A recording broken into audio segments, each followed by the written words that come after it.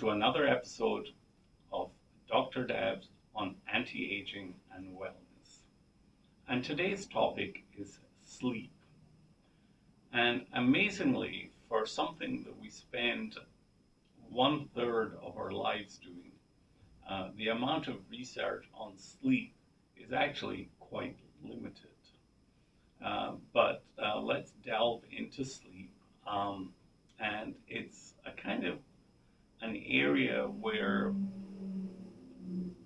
most physicians, when patients complain that they can't sleep, will write them a prescription for Lunesta or one of the other sleeping pills.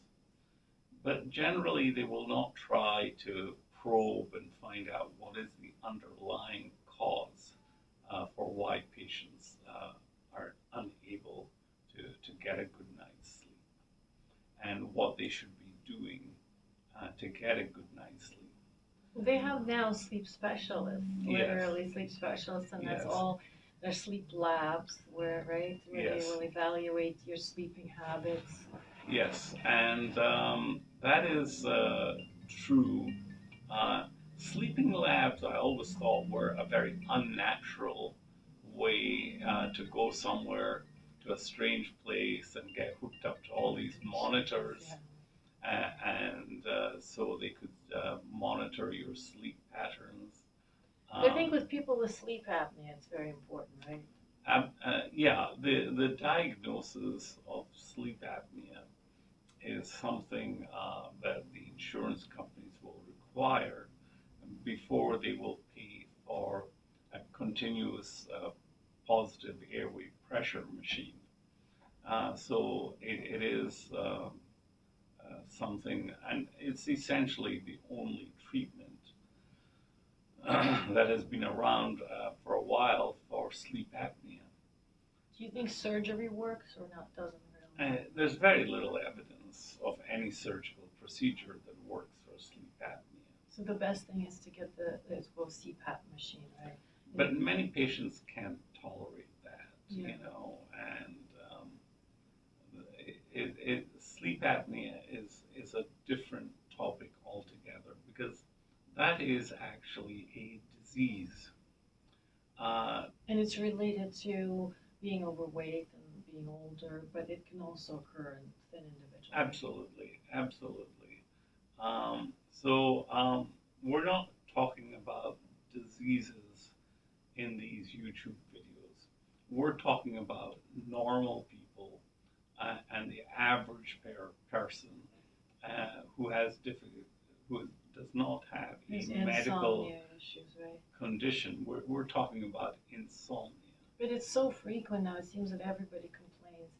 And it's obviously a recent thing, because before light bulb was invented, people lived according to the normal circadian rhythm. They went to bed when the sun set and they got up with the sunrise, which is the normal way. That is the normal way. But in our modern world, that is not what is happening. And actually, circadian rhythm, which is a separate topic, has been very well researched, and particularly in people who work night shifts.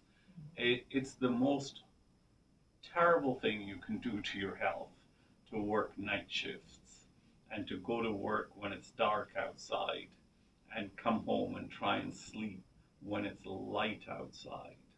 And even worse than that, continuous night shift work is Really hard on the body, yeah. switching from night shifts to day shifts. Because I think the critical thing is the melatonin release, right? It signals the melatonin. I know also other things like cortisol and so forth, but the melatonin is basically released when it's dark. And the problem is, in our world is light. We're on the phone all the time. And I saw research that said that you're supposed to turn off your electronics at least 2 hours before going to bed in order for melatonin to be released to its fullest, which nobody really does. And that is, you know, your body produces these molecules for a reason. They're not just producing melatonin because They just want to produce melatonin. It's just like all the other, and I classify them as hormones, even though technically they're not. That these are the things that your body produces because your body needs them. And if they're not being produced in sufficient quantity or at the right time, then you are going to have to supplement. And that's why melatonin is one of the most common supplements that is used. And we know that small amounts of drugs like caffeine in your coffee can keep you awake.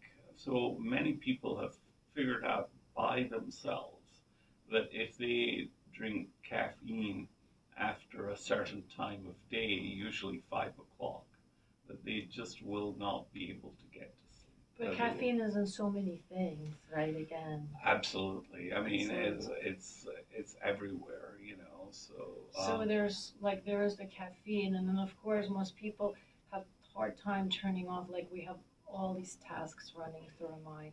So that's why there's a whole science of sleep hygiene, like all the things people can do to try to create a positive environment for sleep, right? And what can they do? Turn off electronics and sources of light like an hour before, because again, to allow the body to produce melatonin. Um, the like blackout curtains helped again to get rid of all the light. The environment should be around 70 degrees. You don't want it too hot or too cold. And then there's weighted blankets have been shown to also help people sleep. A lot of people report that a weighted blanket creates a soothing environment for them as well. Going to bed at the same time, practicing meditation or a ritual where you take a bath. But again, this is like ideal environment, but our ideal environment usually doesn't happen. People have deadlines. People are calling late at night, texting.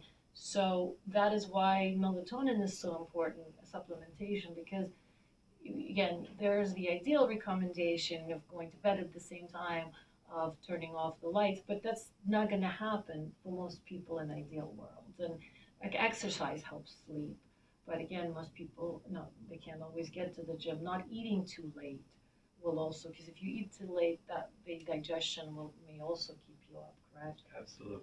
But again, if somebody's working all day long and they have childcare and then they have to attend to kids doing homework, and before you know it, they're eating dinner late at night and they're responding to emails late at night.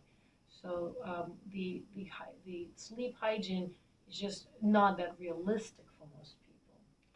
Yeah, and in this YouTube series, we try and focus on what people could actually do in their day-to-day life, and not in some idealized circumstance. So you can pick and choose out of the things that we say that will actually work in your life, in your setting. Ideally, it would be lovely to eat early, have a nice long warm bath, sleep in a completely darkened room with all the lights off and no electronic interference from radio or TV. But it's not an ideal world we live in. Ideally, Tempur-Pedic bed and goes down and cotton sheets and all this kind of thing. But again, these are all unrealistic recommendations for most people. What is realistic is melatonin supplementation when you can't fall asleep, right? Because it does help to fall asleep and or slowly release melatonin. Weighted blankets do help. Actually, there's a lot of studies where they help. They create the soothing environment for a lot of people, especially people with PTSD and trauma feel soothed by weighted blankets. Wearing, I just recently saw a study where people who wore sleep like masks, eye masks with some lavender that helped soothe and again help them fall asleep. Yeah, the sense of smell and soothing music For a lot of people, I personally find soothing music helps me to sleep, like a lullaby for a baby. Yeah, and they found that there's such thing, we know about white noise. There's a thing called pink noise now. Mm-hmm. And the pink noise, it basically causes your brain to go into the delta wave, which is a deeper sleep, right? There's different stages of sleep. And so it helps for some people. You could on your phone, or you can actually record it. There is actually, you'll find 8 hours of pink noise. But again, it's individual. Some people find it annoying. So that's something you experiment yourself. Like some people like the sound of running water, others like maybe the sound of birds chirping. It is whatever your mind finds soothing, and it could depend on the childhood associations you had with something as well. And the same thing with smells. Although lavender has universally been reported to be a soothing smell. That's why you'll find like Epsom salt bath with lavender. Taking that helps a lot of people relax and before they go to bed. And what they also found is when people fall asleep, their temperature tends to go down. And that is why taking a hot bath helps you fall asleep, because naturally after a hot bath, Pardon me. Pardon me. yeah, after a hot bath, your temperature will go down. So that may be a ritual that works for some. But I also know people who hate bath. So sleep hygiene is something you create for yourself. You pick and choose elements that help you in your environment to fall asleep. So they have these diffusers for lavender oils, and I found that very helpful because it just creates a very calming environment. I know they have the white noise, pink noise generating machines as Yes. well. So for some people, it may be that what helps to turn off the busy mind is the smell or the white noise machine as well. Again, some people like sleeping naked. Other people prefer. Like I can't sleep without 2 pairs of socks. My feet get cold. So when I put my 2 pairs of warm fuzzy socks, that's part of my sleep hygiene. And everybody's got their own. Some people like hard beds.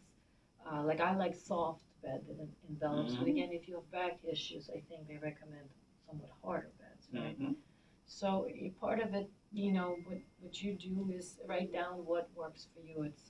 And again, I also found that if you can get a good night's sleep, a nap during the day really helps. Well, that's a very European tradition, taking a siesta. And I do think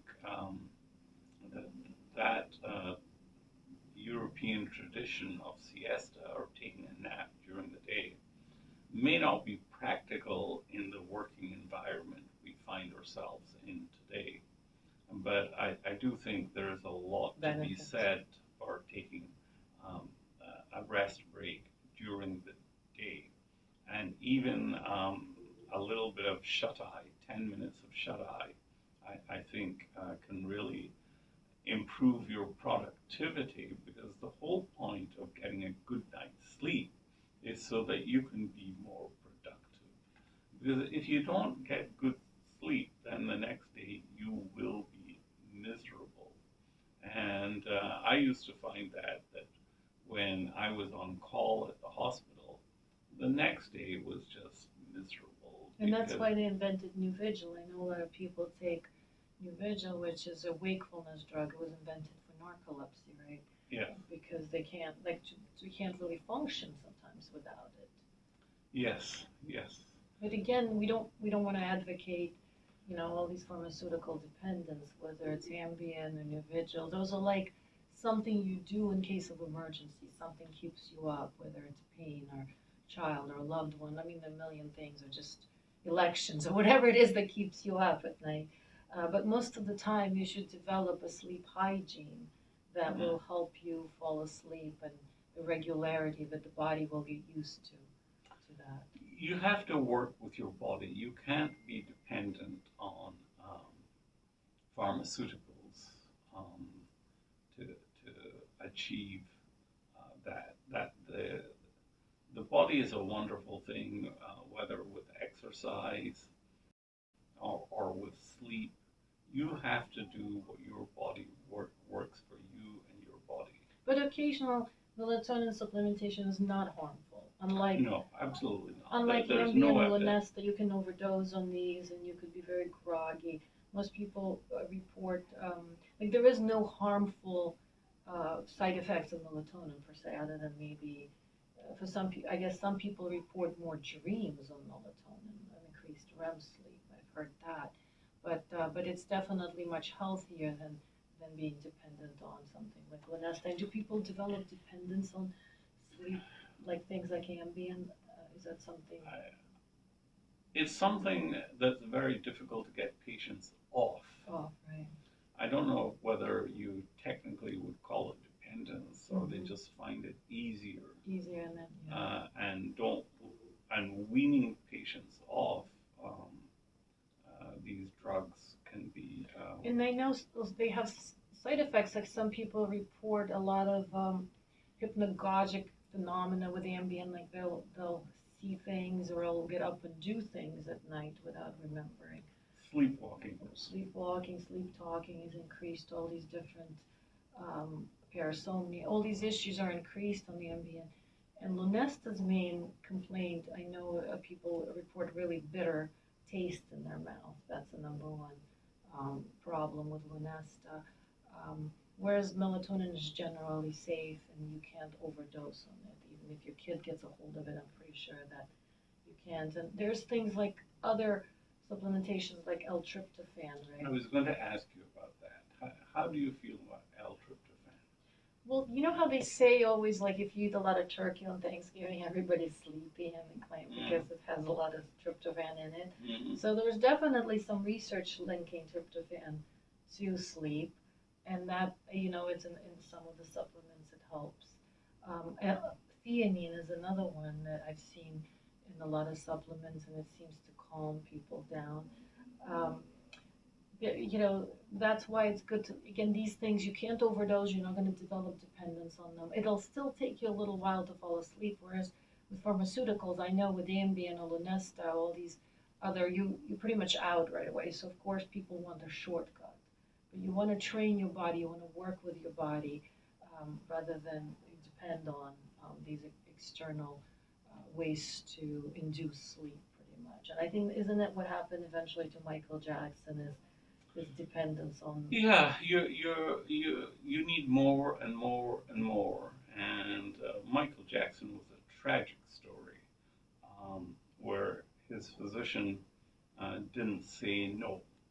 And the role of the physician often is to say no, this is not good for you. But in some situations, physicians get caught up in the star culture and get so intoxicated by the proximity to stardom that they will just go ahead and do whatever someone like Michael Jackson asks. And it's almost anesthetic. He administered anesthetic because apparently he couldn't sleep. Correct. He had gone through so many different sleep medications that literally they were using a general anesthetic injected intravenously. And these things all are very, very dangerous unless they're given in an operating room by a trained anesthesiologist. They are not meant so. And that's why it's better to try again to use natural substances that your body produces. These are all theanine, tryptophan. This is all melatonin, something your body actually naturally produces. Yes. You're just assisting your body with it. And then, if something's keeping you up, I would see a therapist. If it's PTSD related issues, I know they treat PTSD now with ketamine. Even there's all sorts of ways of treating PTSD, neurofeedback, because that's a big issue for a lot of people. If the trauma will keep people up with nightmares, night terrors and so forth. So if that's an issue, it has to be treated. But for most people who don't have like conditions like that, it's really just establishing sleep hygiene and occasional use of melatonin. I think when they're tossing and turning, because most melatonin is produced before 9 p.m. So when you take exogenous melatonin, not the stuff that your body produces, the stuff that you bought and is in the bottle, what is the best time to take it? I think they recommended about 30 minutes before going to sleep. But there's slow release melatonin that seems to keep people awake longer. I mean, I think it depends on the issue. Is the issue falling asleep, which some people just can't settle down? They have racing thoughts, and so 30 minutes before, as you're starting your, sleep ritual, that's when you should take it. But for some people, it's if waking in later at night or inability to, like some people have issues like getting up to urinate or whatever it is, and then they can't go back to sleep. And that's what I think the extended release melatonin is used for that. Yes. Especially older men who have prostate problems and urinary problems and are waking up 2, 3 times in the middle of the night because of the physical problem, not because of the mental issues. Yeah. They just have physical issues. But for many of them, it can be hard to get back to sleep. So yeah, getting back to sleep again, there may be something like tryptophan will help. There's other ways to get back to sleep, but if you have ideal environment, if you create dark room, blackout curtains, either quiet or having white noise or pink noise, bed that's comfortable for you, pillows and so forth. Like some people I know have allergies and they have to get hypoallergenic. It helps to get hypoallergenic sheets and so forth. I've heard that some people develop allergies to that as well. But if you create the perfect sleep hygiene, it shouldn't be that hard to go back to sleep. But with age, sleep quality naturally declines. I was going to point that out, that most people as they age sleep less and less.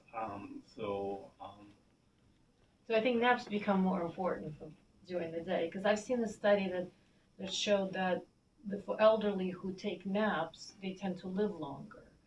So naps become, I tell people, don't be ashamed just to lay down in your office and say, look, I'm taking a nap. There's nothing wrong with that, even 20, 30-minute nap. Absolutely.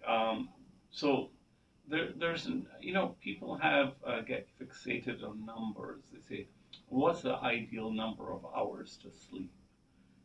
And the answer really is whatever works for you and your body. If you can get by on 6 hours of sleep and you wake up refreshed and ready to go and put in a full day's work, well, 6 hours is the number for you. But for other people, they may need 9 hours of sleep. Yeah. So you can generalize as to what is the correct number of hours. Of sleep hours, but with age it does decline and the quality declines. And Yes. so naps are important because what happens also if you don't get enough sleep, you're going to have memory issues, right? Because at night is when your brain consolidates memories. It takes them from short term and consolidates them into long-term memory, and there you will develop cognitive issues if you have consistently poor sleep. Yes, I mean, although we don't fully understand what's happening in the brain during sleep, obviously it has to be very important. Nature doesn't do things that are not important, and that sleep is critical to good health. And if there was some magic switch that could help to put you to sleep safely and easily and naturally, that would be wonderful. But the best that we have at this point in time is melatonin and good sleep hygiene. To summarize, if you have a specific medical problem, such as urinary and prostate, then you should see your physician to see if those can be addressed. But for most of us, melatonin and supplementation with things like valerian root should be sufficient and should help under normal circumstances. Like I saw even overactive dogs are helped with melatonin. Well, they have pretty much the same hormones that we do. I mean, the hormones that we have are not specific to humans. Now, their cycles may be different because of their ages, but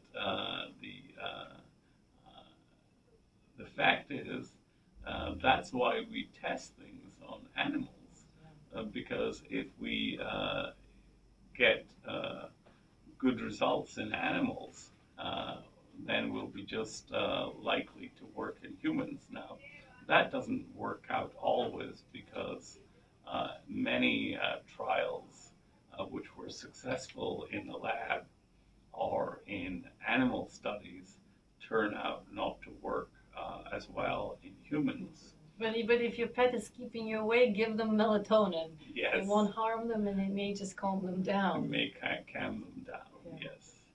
So that's why these things are helpful. If you give it to your dog and you see them fall asleep, you'll know it worked. It worked, Right. So thank you for watching this episode of Dr. Dev on anti-aging and wellness, and we hope we'll see you again soon on another episode